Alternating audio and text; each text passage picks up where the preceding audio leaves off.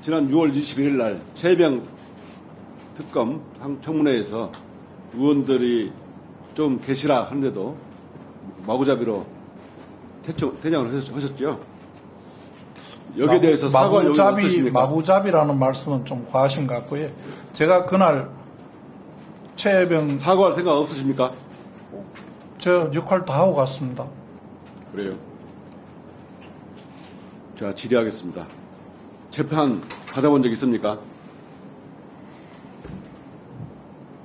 없죠? 아무나 경험하는 건 아니지 않습니까? 재판 한 번 받는데 얼마나 많은 에너지가 소비가 되고 얼마나 돈이 많이 들고 얼마나 힘이 드는지 상상이나 해보셨습니까? 변호사를 했기 때문에 간접적으로 이해는 하고 있습니다. 잘 모르시는 것 같으니까 한번 윤석열 용산 대통령의 과거 후보 시절 말한 내용을 한번 보겠습니다. 를 당해가지고 재판을 받으면서 몇 년 동안 재판을 받고 법정에서 상당히 법률적으로 숙련된 검사를 상대방으로 만나가지고 여러분이 몇 년을 재판을 받아서 결국 대법원에 가서 무죄를 받았다고 하더라도 여러분의 인생이 절단납니다. 그러니까 판사가 마지막에 무죄를 선고해서 여러분이 자유로워지는 것이 아니고 여러분은 법을 모르고 살아왔는데 법적으로 엄청나게 특히 형사법에 대해서 엄청나게 숙련된 검사와 이 법정에서 마주쳐야 된다는 것 자체가 하나의 재앙입니다. 이 검찰의 기소라는 게 굉장히 무서운 겁니다. 이 사실. 보십시오. 평생을 검사로 살았고 검찰총장까지 하신 분의 말입니다. 무죄를 받더라도 기소되면 인생 절단난다. 숙련된 검사와 법정에서 마주치는 재앙이다. 최근에 장관 취임사를 보니까 든든한 인권의 보루가 되겠다. 이렇게 말씀하셨어요. 장관 역할 제대로 하고 있다고 생각합니까? 저로서는 최선을 다하고 있습니다. 지난달 이번 달 7월 18일 날 검찰이 신속한 재판을 위해서 이재명 대표 재판을 사건별로 분리해 선고해달라. 이렇게 법원에 요청을 내정하는 보도가 됐어요. 이거 보고받은 적 있습니까? 저는 보고받은 적 없습니다. 이런 보고를 안 한답니까? 검찰 보고 사무 규칙상 중요한 사건은 장관에게 보고하게 돼 있잖아요. 지금 그 의견을 낸 게 사실입니까? 그런 보도가 됐는데 장관한테 묻는 겁니다. 그걸 보고받은 적 있는지. 저는 보고받은 적이 없습니다. 그래요? 그럼 다시 묻겠습니다. 2000년 1월 달에 국회 선진화법 위반으로 나경원 의원 등 27명이 기소된 거 알고 계시죠? 언론을 통해서 알고 있습니다. 구체적인 숫자는 모릅니다. 그 사건 수사 경과가 지금 재판 상황이 보고 안 되고 있습니까? 아니, 검찰 사건 사무규칙상 보고를 하게 돼 있잖아요. 공판이 진행되고 있다는 내용은 그러면 잘 아시다시피 지금까지 몇 번 재판을 했습니까? 구체적인 내용은 모르겠습니다.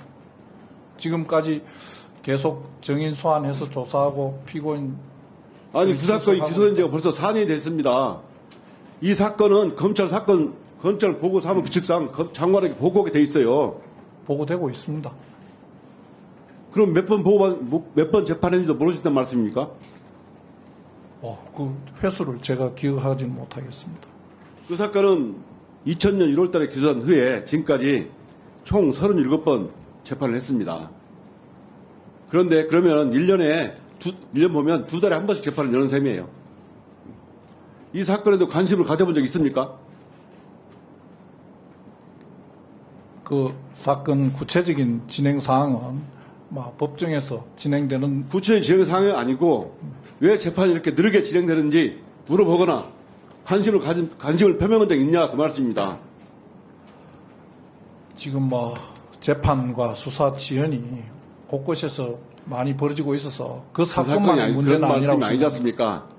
이 사건은 과거 한동훈 대표가 토론회 과정에서 나경원 의원이 공소 취소를 청탁까지 했던 사건이에요. 그 내용은 알지 못합니다. 모르세요? 아, 그래요? 자, 그러니까 공소 취소 청탁 얘기까지 나오는 겁니다. 사건이 4년이 넘었는데도 2달에 한 번씩 그만 느림보 거북이식으로 재판을 하고, 응? 이재명 대표 사건 어떻게 보면요.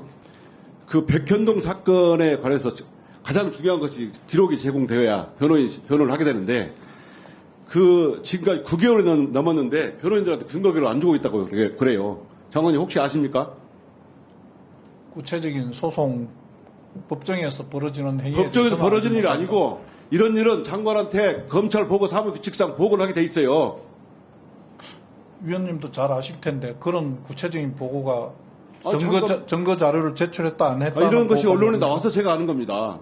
저도 지금 보고를 받은 바는 없습니다. 자, 성남 FC 사건은 총 증인만 478명인데 1년간 출석한 증인이 고작 4명이랍니다. 이런 내용 아십니까? 재판이 진행이 지연되고 있다는 걸 알고 있습니다. 재판을 받아보시면 누구나 압니다. 이? 재판은 피고인의 이익을 위해서 병합 심리한다든가 또 동시 심판의 이익이라든가 이걸 피고인의 이익을 위해서 이런 제도가 마련되어 있습니다. 장관님이 정말 인권을 생각하고 정말 인권 옹호하는 법무장관이라면 이런 데 관심을 가지고 해야 됩니다. 정말 장관 한번 받아보세요. 장관님 재판 한번 받아보세요. 얼마나 힘들고 그런지. 야당 대표도 인간입니다. 이렇게 되면 분리 재판을 하게 되면 이재명 대표는 일주일 내내 법정에 나가야 되는 거예요. 과거 군사정권 때는 가택연금을 했습니다. 마음에 안 드는 상대방에 대해서. 그런데 현재는 기소를 쪼개기 기소하고 또 있는 병합된 사건도 분리해서 일주일 내내 재판을 나가게 해가지고 결국 법정에 연금은 효과가 노리는 거예요. 이재명 대표도 인간입니다. 인권이 있는 거예요. 장관님께 살펴서 이런 인권 보호에 소홀하게 없는지 살펴야 됩니다.